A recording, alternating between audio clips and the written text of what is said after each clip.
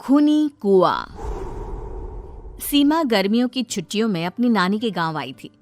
सीमा नानी के घर पहुंचने के बाद अपनी नानी के पैर छूती है और उनसे आशीर्वाद लेती है। तभी उसकी नानी उससे कहती है, इतनी बड़ी हो गई मेरी सीमा, चल जल्दी से हाथ मुंह धो ले, मैं तेरे लिए खाना लगा देती हूँ। भूख लगी होगी ना?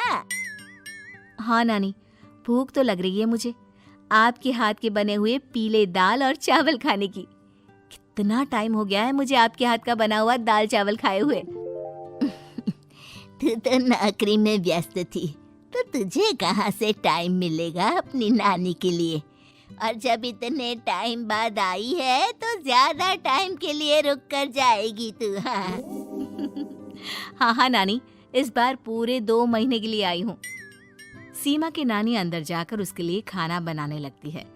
सीमा कमरे में अकेली होती है, तभी उसे किसी औरत के रोने की आवाज सुनाई देती है। वो कभी खिड़की से बाहर झांकती है तो कभी दरवाजे से बाहर झांकती है। उसे समझ में नहीं आ रहा होता है कि आखिर रो कौन रहा है। तभी नानी खाना लेकर आ जाती है। वो अपनी नानी से कहती है, नानी, कोई औरत रो रही है क्या? मैं जब से यहाँ आई हूँ तब से मुझे यहाँ किसी औरत की रोने की आवाज आ रही है। हे भगवान, कहीं ये वही तो नहीं? बोलो ना नानी। अरे कोई नहीं रो रहा, ये तेरे मन का वहम है। और तू ना अब खाना खा ले, ज्यादा यहाँ वहाँ की बातों में ध्यान मत दिया कर। जल्दी से खाना खा और फिर मेरे साथ आ जा मेरे कमरे में, दोनों बैठकर खूब सारी बातें करेंगे। ऐसे ही अगले दिन सीमा अपनी नानी के साथ गांव के बाजार जा रही होती है। उसी रास्ते में फिर से किसी औरत के रोने की आवाज आती है। वो अपनी नानी से कहती है, अरे नानी, क्या सच में तुम्हें अभी भी किसी औरत की रोने की आवाज नहीं सुनाई दे रही? मुझे किसी औरत की बहुत बुरी तरीके से रोने और चीखने की आवाजें आ रही है। मैं बहुत परेशान हूँ नानी, आखिर ये कौन है? मुझे लगता है कि सीमा को शहर भेज देना चाहिए, यहाँ रहना उसके लिए ठीक नहीं। नानी बोलो ना, आप चुप क्यों हो जाते हो? सीमा, तू घर चल, मुझे तुझसे बहुत जरूरी बात करनी है। नानी सीमा को घर ले आती है और सीमा से कहती है, सीमा, कल सुबह तू शहर वापस चली जाएगी। अरे अचानक? आखिर क्या बात है नानी, आप मुझे ऐसे जाने को क्यों कह रही हो? मैं बस जो कह रही हूँ उस पर ध्यान दे। तू कल सुबह यहाँ से चली जाएगी, और ये बात मैं कोई मजाक में नहीं बोल रही। तू कल जाएगी तो मतलब जाएगी। अरे नानी, चली जाऊंगी मैं, ठीक है, पर आखिर बात क्या है ये तो बता दो। मम्मी से कोई बात हुई है या फिर मुझसे कोई गलती हुई है जो तुम मुझे अचानक से जाने के लिए बोल रही हो? देख सीमा, रात बहुत हो चुकी है और मुझे इस बारे में कोई बात नहीं करनी। चल, अब चल के मेरे साथ सो जा। सुबह की बस पकड़कर तुझे शहर भी तो जाना है।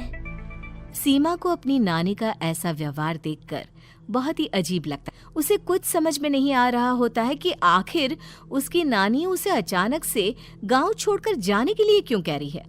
ये सारी बातें सोचते सोचते सीमा की आंख लग जाती है और वो अपनी नानी के साथ सो जाती है। ऐसी ही आधी रात को सीमा को फिर से किसी औरत की रोने की आवाज सुनाई देती है। वो उस औरत की आवाज सुनकर बार बार करवटें बदल रही होती है और तभी उसे सपने में भी एक अजीब सी औरत की परछाई दिखाई देती है, जो इतना चीख चीख कर रो रही होती है कि सीमा डरकर उठ जाती है। वो पूरे पसीने पसीने हो रही होती है। वो अपने आसपास देखती है तो घर में बिल्कुल शांति का माहौल होता है। सीमा घबरा जाती है। वो अपनी नानी को जगाने की कोशिश करती है, मगर उसकी नानी नहीं जगती। सीमा को फिर से उस औरत की रोने की आवाज सुनाई देती है। आखिरकार सीमा अपने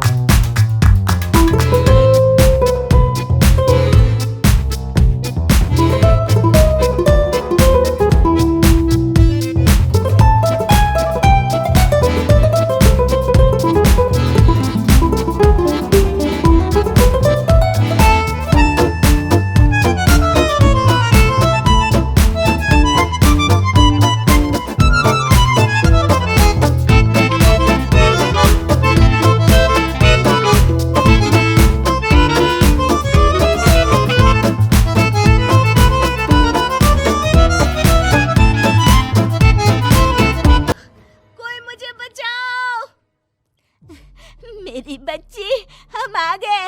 हम तुझे बचा लेंगे। नानी, मुझे यहाँ बहुत डर लग रहा है। यहाँ इंसान की कटी हुई मुंडिया, हाथ, पैर और कंकाल हैं और खून भी है। नानी, मुझे डर लग रहा है।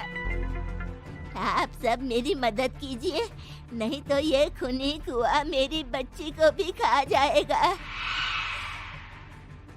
अरे मुझे तो ये समझ में नहीं आ रहा कि आखिर इस खूनी कुएं को खोला किसने।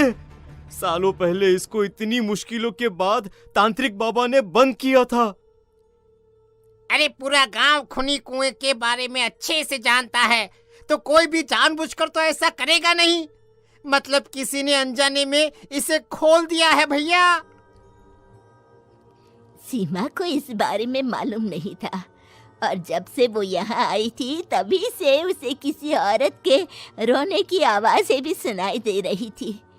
कहीं सीमा ने ही तो उसे नहीं खोला। अगर ऐसा है तो फिर सीमा का बचना बहुत मुश्किल है।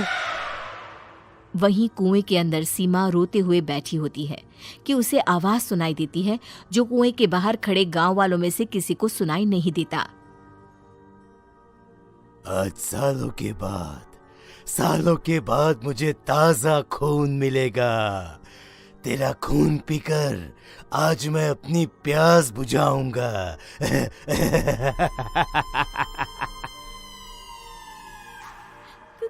कौन है? मत मारो प्लीज, मुझे जाने दो प्लीज। मैंने किसी का क्या बिगाड़ा है? वो तुझे मरने के बाद पता चल ही जाएगा। जितने में गांव वाले और सीमा की नानी कुछ सोच पाते, उतने में उन्हें सीमा के चिल्लाने की आवाज आती है और अगले ही पल सब शांत हो जाता है।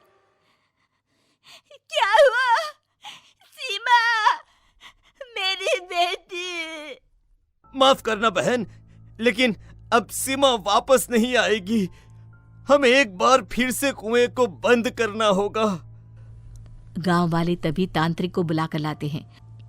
एक बार फिर अपनी शक्ति से तांत्रिक बाबा उस कुएं को हमेशा हमेशा के लिए बंद कर देते हैं और वहां एक बोर्ड लगा दिया जाता है कि यहाँ आना मना है।